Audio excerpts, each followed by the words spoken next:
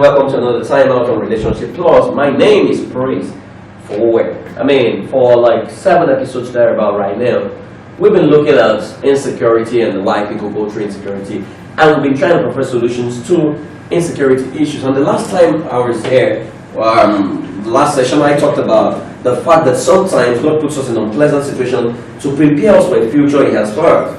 But in most cases, what we do is we run out of that situation because we hate pain. Naturally, human beings hate pain. So you have a difficult teacher, you avoided the teacher all through, then you got out, you had a difficult boss, you changed jobs. Okay, most of the times during interviews, I ask people, what do you expect when you get this job? They tell me, I expect a very nice environment, I expect a fantastic boss. So I always caution them. Why don't you expect, an unpleasant boss, an unpleasant working environment? Because your expectation in most situations will determine your ability to navigate that situation successfully. So if you expect a difficult boss, and you find a nice boss, fantastic.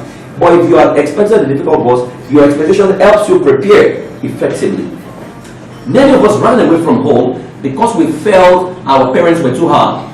So we missed out on the opportunity of learning how to deal with a difficult father. Some of us left a place of work because we had a difficult boss, and you missed out on the opportunity of learning how to influence or deal with a difficult boss. Many of us, on the other hand, broke away from a relationship because our trust was betrayed by someone we trusted, and you've never made another one. And after that, because you keep judging others by the screen of the last friendship. The truth is, life positions some people around you so that you can learn some lessons. And when you skip the classes by running away, the class will wait for you sometime in the future. But most of the times, many of us wait too late until we're drowning before we begin to learn how to swim. So here are some other tips to overcome insecurity. Number one, that is so critical to me. Be the first to congratulate someone who had just had a breakthrough, even if you feel the person doesn't deserve it. Can you do that?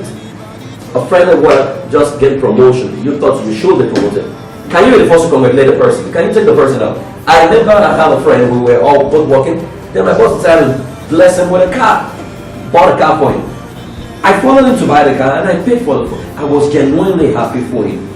Now I have my own car. Okay? Try to open up your deepest fears to your friends and spouse. Can you let them be vulnerable? Because insecure people, they're very secretive. There's this hidden fear within them that they try to suppress. Eventually, it shows up in form of insecurity. Can you make it a point of duty to make a new friend every month? That will help you. Either seeks to build that bit. Have friends, not share yourself friendly. Can you start spending some time with your friends, with or without your spouse? As a woman, you have women that you pray together, you go out together, you hang out together. Without your husband, can you just free the man instead of choking him? The same thing goes for you as a man. Can you just hang out? And this one is very critical. Can you practice what I call advanced forgiveness with your friends? Advanced forgiveness simply means forgiveness is a grammatical construction of forgive. What I tell people is a gift you give beforehand. So a forgiving act is a act that's willing to forgive before the offense is committed. Can you do that? Advanced forgiveness. That no matter what people do to me, I will forgive ahead of time. It may be difficult, but therein lies your pathway to progress. If there's someone around your spouse that you're not comfortable with, why don't you buy the person a gift this week? Or even give the person a personal call to just appreciate them. Most of our women think the best way out is to fight a woman that the person was an enemy. It might actually be in your interest to be a friend or something. Now, but you need to do that with wisdom. Above all, develop a sense of humor such that you laugh at your mistakes. You must learn to laugh at yourself sometimes. Life shouldn't be too rigid, wherein it's black and blue, it's white and black, it's right or wrong, where you lose your sense of humor. The moment joy is no longer existent in you, you will begin to wither.